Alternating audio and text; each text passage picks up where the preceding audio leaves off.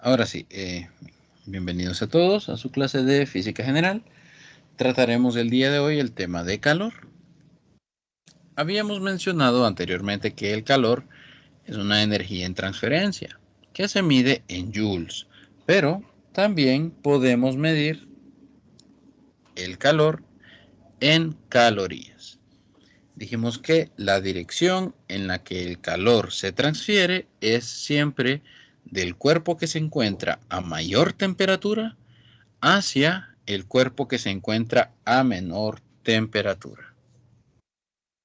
Es necesario, para que exista transferencia de calor, es necesario que los cuerpos estén a diferentes temperaturas. Entonces, la energía térmica pues está asociada al movimiento de las moléculas, pero estas se mueven al azar, de manera que no vamos viendo molécula por molécula, sino que solemos estudiar los promedios. No vamos molécula por molécula.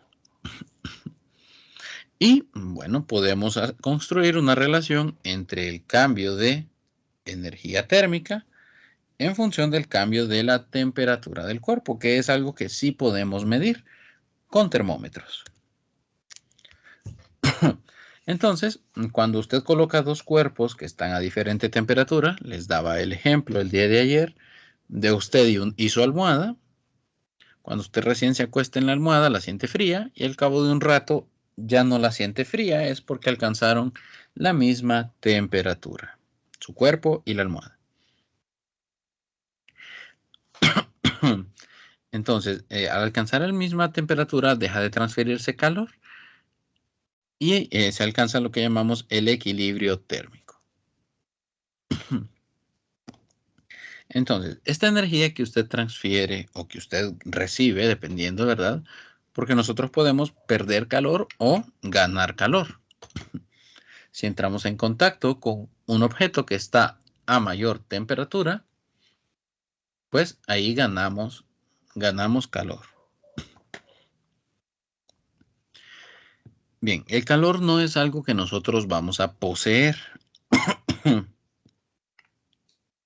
El calor en realidad siempre es energía que está, por decirlo de alguna manera, en movimiento. Dicho de manera formal, el calor siempre está en transferencia, no es que lo podemos almacenar.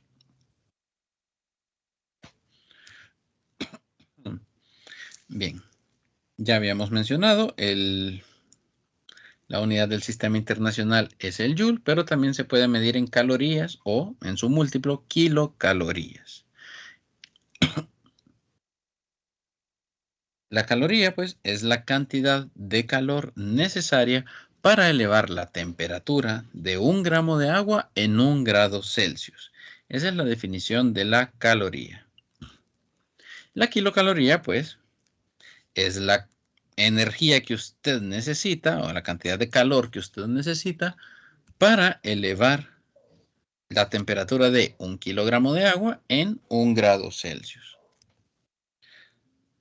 Bien, Benjamin Thompson creó en 1798. Observaba la perforación de un cañón, notando que el agua que se le vertía para enfriarlos se calentaba, hervía y evaporaba. Cuando se utilizaban cañones para disparar balas, pues estos quedaban muy calientes. Recuerden que para disparar una bala se colocaba pólvora, la cual se hacía explotar con la mecha, la encendían. Eso explotaba, entonces el cañón quedaba caliente y había que enfriarlo. Entonces él observaba que el agua entraba en contacto con el cañón y esta pues se calentaba, hervía y se evaporaba.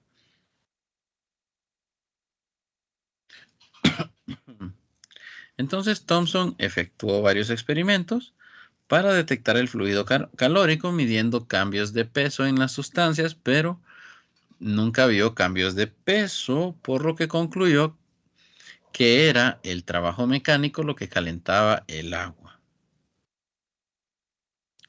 Luego, James Prescott Joule demostró ya cuantitativamente esta conclusión y encontró que por cada 4.186 joules de trabajo que se efectuaba sobre el sistema, el agua incrementaba su temperatura en 1 grado.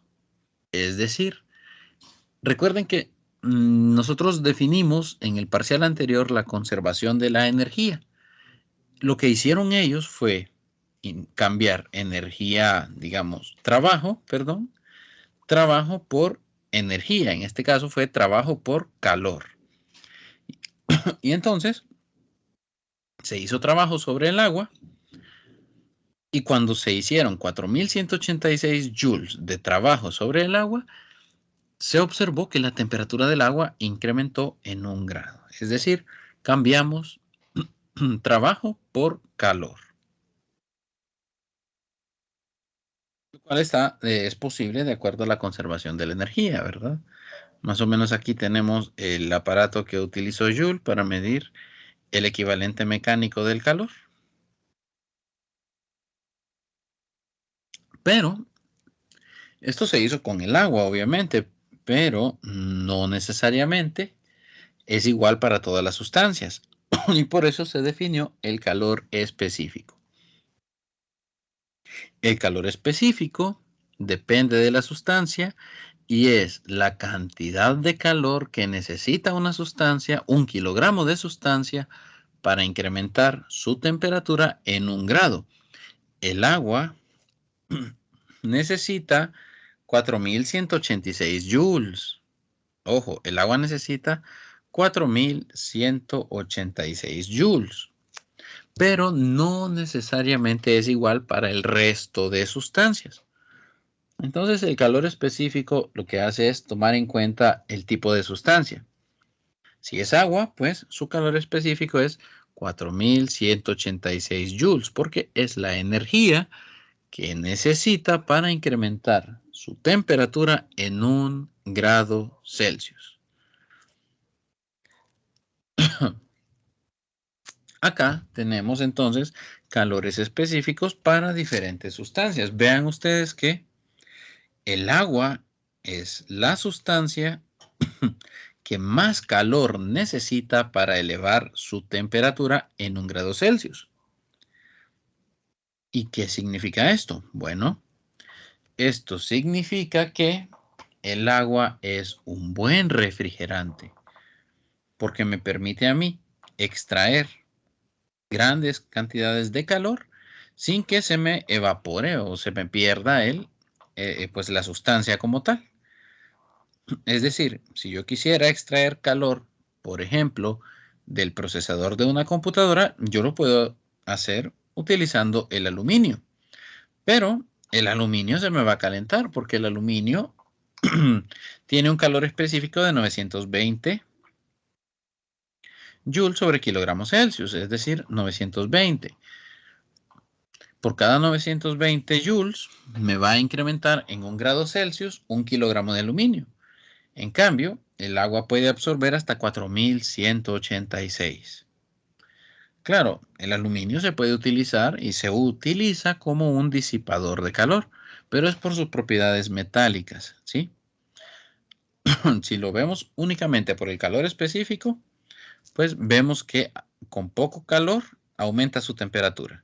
Lo mismo del cobre. El cobre necesita menos todavía para calentarse. Vemos que el hierro y el acero pues ocurre lo mismo.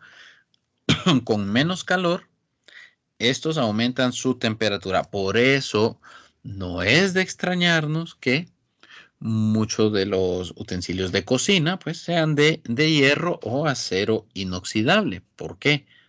Porque con poco calor, estos aumentan su temperatura. Claro, esto me permite a mí alcanzar temperaturas más rápido, altas temperaturas más rápido y que el tiempo de cocción pues sea más corto. Obviamente no vamos a utilizar ollas de madera, por obvias razones, vean ustedes, que para que la madera aumente en 1 grado Celsius, su temperatura hay que entregar 1.680 joules de calor, o sea, es más difícil calentar madera que calentar aluminio. o más difícil calentar madera que calentar acero. Vean ustedes que todo esto tiene una aplicación práctica. Para los sistemas de enfriamiento en motores, por ejemplo, en el automóvil, antes utilizábamos agua. Ahora pues tenemos sustancias sintéticas que permiten absorber más calor todavía sin evaporarse y sin generar óxido en el sistema de refrigeración de los automóviles. Bien. Entonces, que una sustancia tenga un calor específico alto implica que tiene mayor capacidad para almacenar el calor transferido. Los metales tienen bajos calores específicos y por ello se requiere poco calor para aumentar la temperatura de estos. Tenemos aquí un ejemplo corto que dice así. Si se extraen 63 kilojoules, esto aquí serían kilojoules, si se extraen 63 kilojoules de calor a medio litro de agua que estaba a 30 grados, perdón, se extraen 63 joules de calor a medio litro de agua que estaba a 30 grados. Es decir, aquí la pregunta faltó, pero sería para agregar, si usted le extrae 63 kilojoules de calor al agua, ¿a cuánto desciende la temperatura del agua que está a 30 grados? Vamos a buscar entonces la temperatura final del agua. Vamos a tomar los datos. Para los cálculos de calor, vamos a venir aquí atrás. Para los cálculos de calor, tenemos acá esta ecuación. Permítanme, la vamos a sombrear.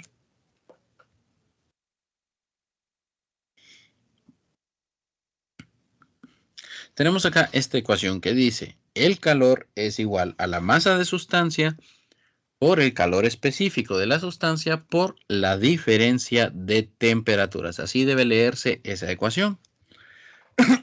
Ahora, cuando vamos aquí al ejemplo,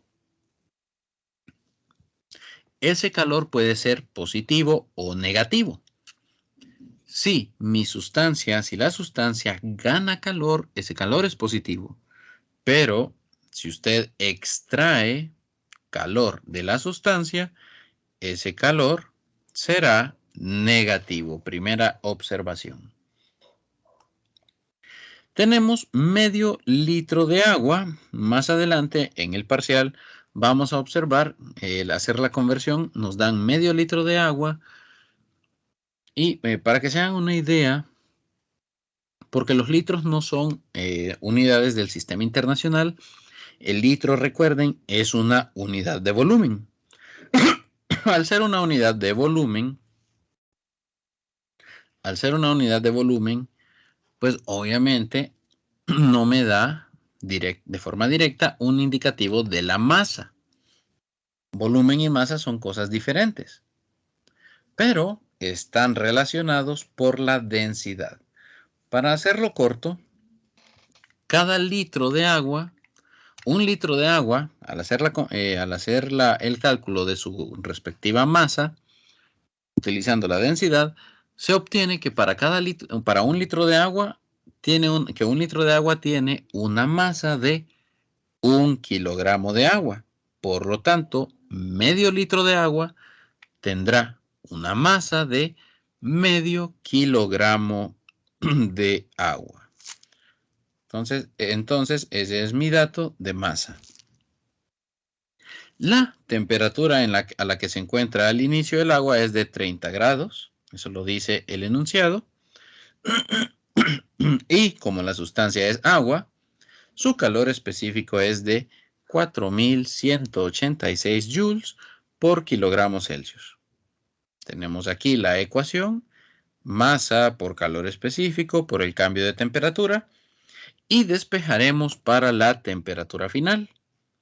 Al hacer el despeje obtenemos esta ecuación. Dice que la temperatura final es igual al calor dividido entre el producto de la masa por calor específico, y a eso le sumamos la temperatura inicial.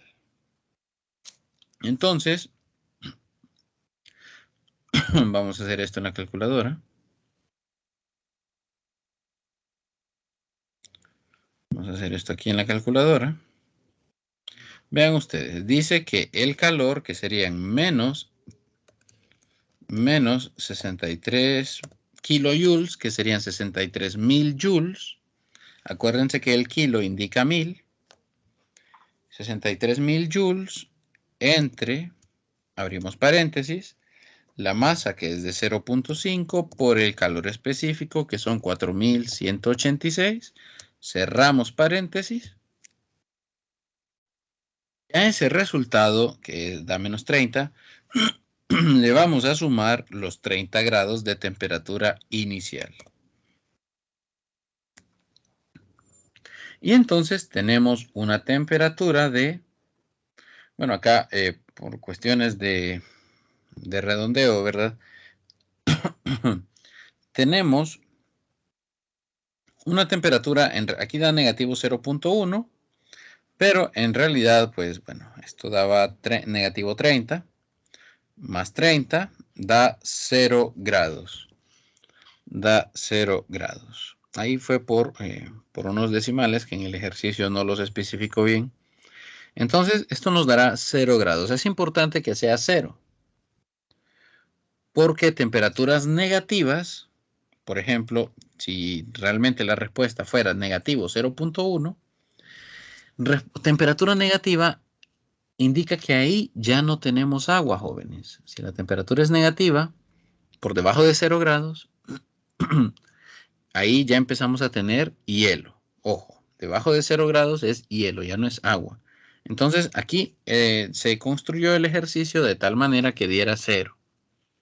De manera que si usted extrae esta cantidad de calor, si usted extrae esta cantidad de calor a un medio litro de agua que está a 30 grados, pues lo que obtiene es que usted enfrió el agua y el agua le quedó a 0 grados. Agua a 0 grados. Ojo, sí existe el agua a 0 grados. También existe el hielo a 0 grados. Los cambios de fase los vamos a ver aquí más adelante. Bien. Esto que acabamos de hacer, analizar pues qué ocurre con una sustancia cuando se le entrega o se le extrae calor, ya sea por contacto con otra sustancia o porque se extrae de alguna manera. En este caso, pues el medio litro de agua pudimos haber dicho que se metió a la refrigeradora y por eso se le extrajo calor. A este tipo de procedimientos se le llama calorimetría. Es la medición cuantitativa del intercambio de calor. El dispositivo con el que se debe o se suele hacer estas mediciones se le denomina calorímetro. ¿Y qué es lo que hace este dispositivo? Este dispositivo aísla mi sistema del exterior. Ejemplos de este dispositivo: los vasos de espuma en los que nos sirven el café,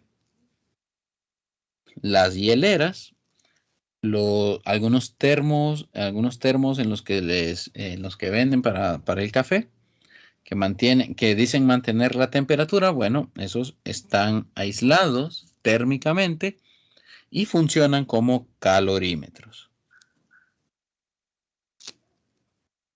Entonces, más o menos, esto sería el diagrama o la imagen de un calorímetro utilizado en física, donde el agitador lo que hace es mantener la temperatura uniforme en toda la sustancia. El termómetro es importante porque nos ayuda a medir la temperatura del objeto, de la sustancia en este caso, y las paredes o todo el recipiente en general lo que hace es aislarnos del exterior. Si el sistema se encuentra aislado y usted coloca dos objetos en contacto, o dos o más elementos en contacto, La suma de todos los calores debe ser igual a 0, donde n es la cantidad de elementos y aquí establecemos el criterio para cuando el calor es positivo o negativo. Calor será positivo cuando sea absorbido por el sistema.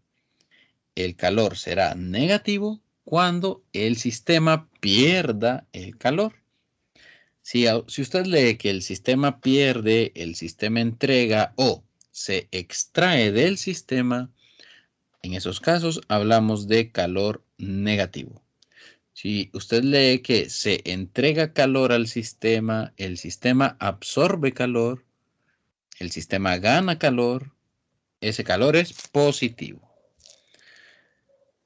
Bien, tenemos aquí entonces una parte de cambios de fase y calor latente. Esto es porque las sustancias que se encuentran en 3 estados de la materia, sólido, líquido y gas, pueden cambiar de estado si se dan las condiciones correctas. Entonces, es posible que una sustancia que se encuentre en estado líquido pase a estado sólido. Y es posible que una sustancia en estado gaseoso pase a estado líquido.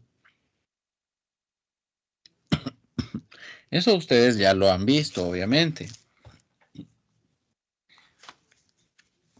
Uno de los ejemplos más clásicos es el del hielo.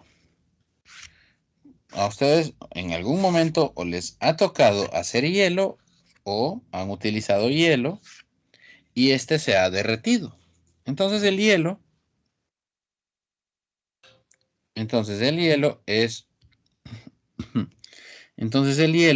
un elemento que nosotros hemos visto pasar de sólido a líquido o de líquido a sólido.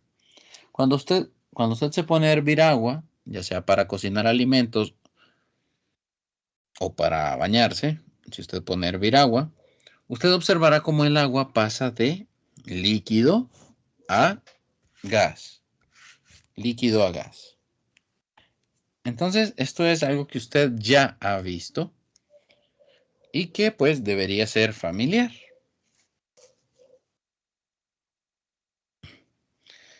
Bien. La materia existe entonces en una de estas 3 fases, sólido, líquido y gaseoso.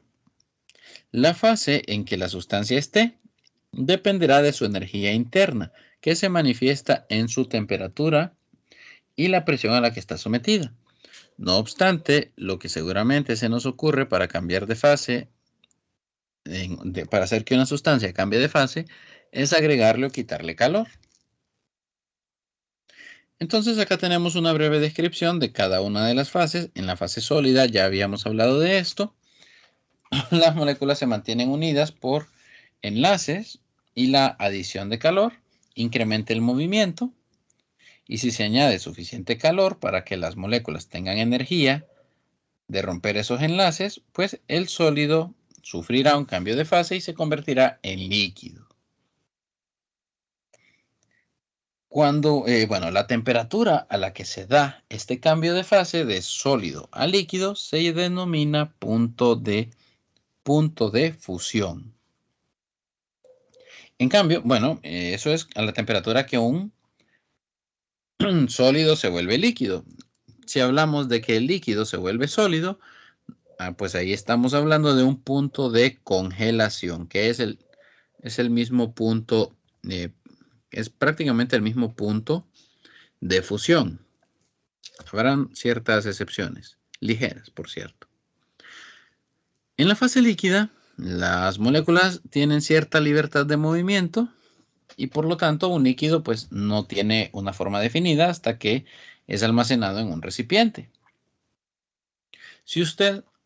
Pero aún así pues hay un cierto enlace en el líquido. Usted todavía puede contenerlo.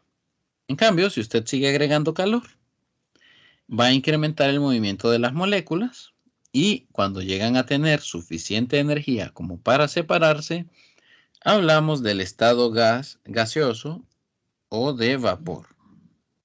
Entonces, las moléculas se separan y este cambio se puede dar lentamente y el proceso se llamará evaporación, o se puede dar rápidamente a cierta temperatura.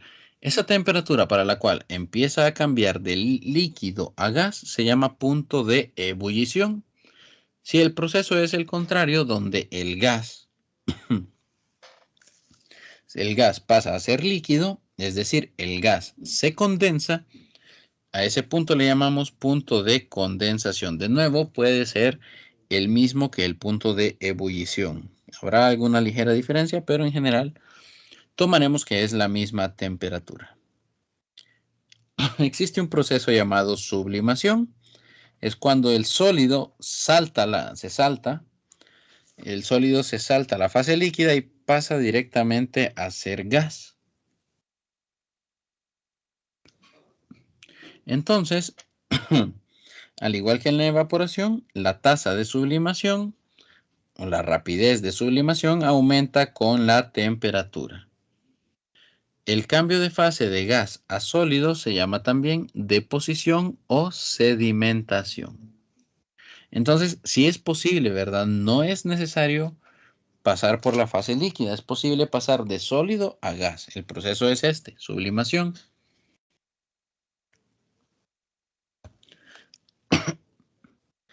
Para saber cuánta energía necesitamos para lograr ese cambio de fase, pues se hicieron experimentos y se observó que cuando, por ejemplo, cuando el sólido llega al punto de fusión,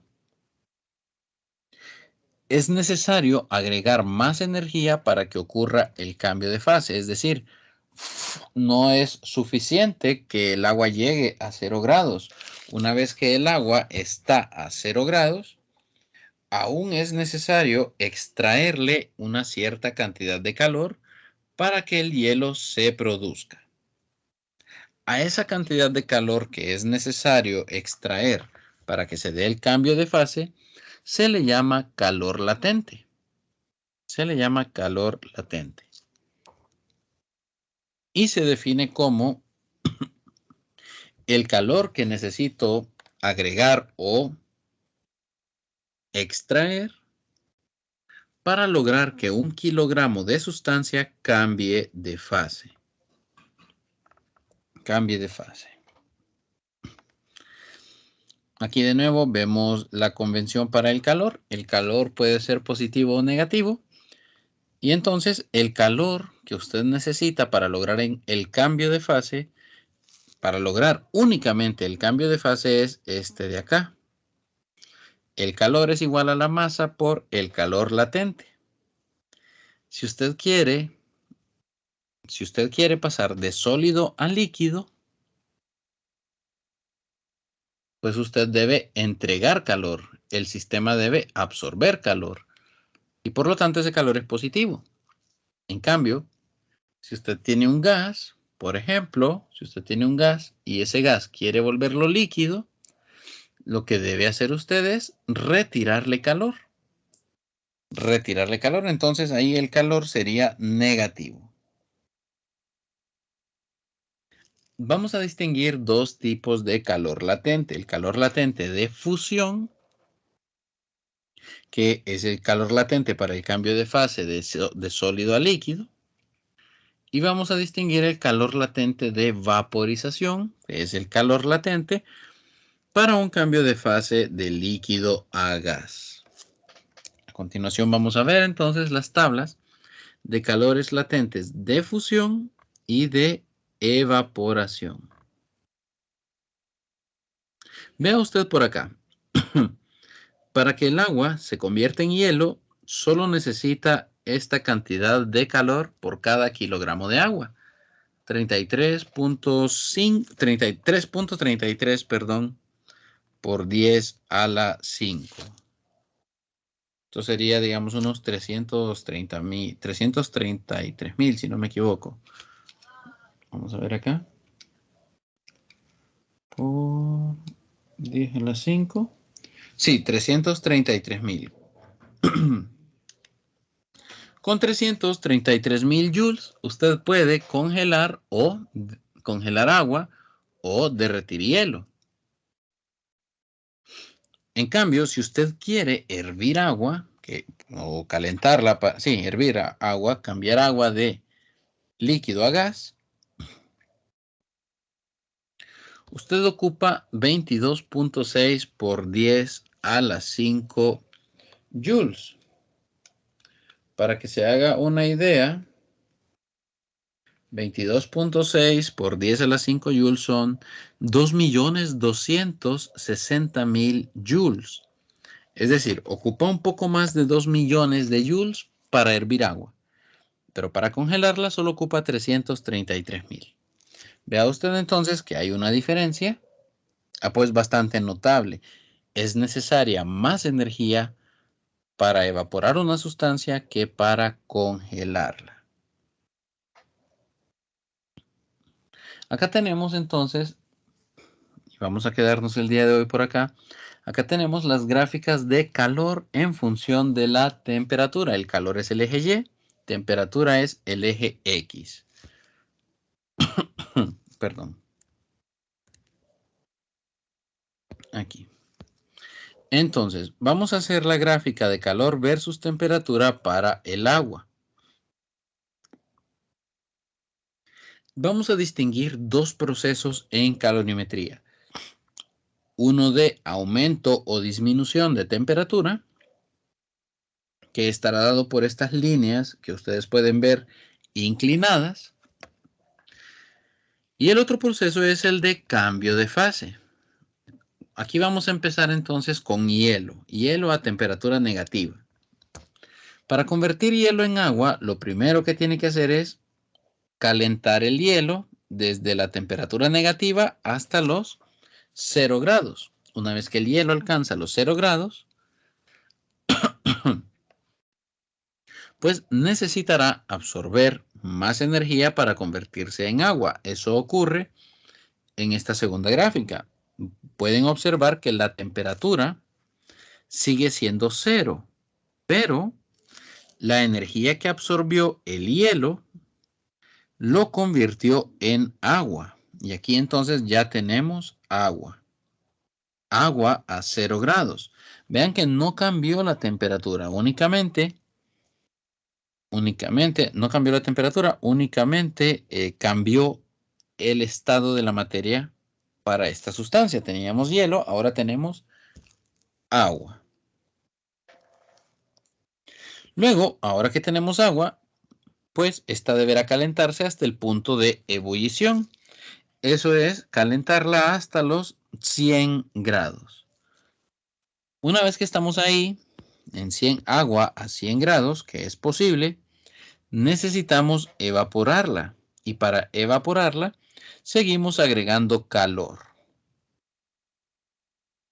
Los 2.260.000 joules de calor por cada kilogramo de agua y la convertimos en vapor. Una vez que tenemos el vapor, es posible también seguir incrementando la temperatura del vapor. En este caso es vapor de agua, entonces queda por arriba de los 100 grados. ¿Cuánto calor hubo que entregarle a ese hielo? Bueno,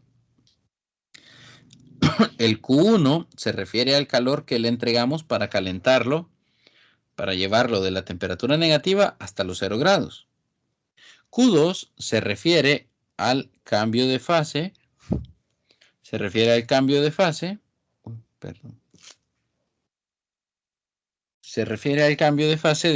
De sólido a líquido. Q3 es el calentamiento del agua, cuando calentamos el agua de 0 a 100 grados. Q4 es el cambio de fase de líquido a gas. Y Q5 es el cambio de temperatura del gas, el aumento de temperatura del gas. Entonces, este es el proceso paso a paso dibujado, en este caso para el agua. La gráfica siempre tiene la misma forma, lo que cambia son las temperaturas. Para darles una idea, El agua, a partir de entre los 0 y 100 grados, el agua es líquida. El plomo, el plomo es sólido hasta los 327 grados Celsius. Hasta los 327 grados Celsius el plomo es sólido. A partir de ahí se vuelve líquido. Entonces aquí se alterarían las temperaturas, para que se hagan una idea. Bueno, jóvenes, nos quedamos por aquí el día de hoy. Nos veremos el día de mañana.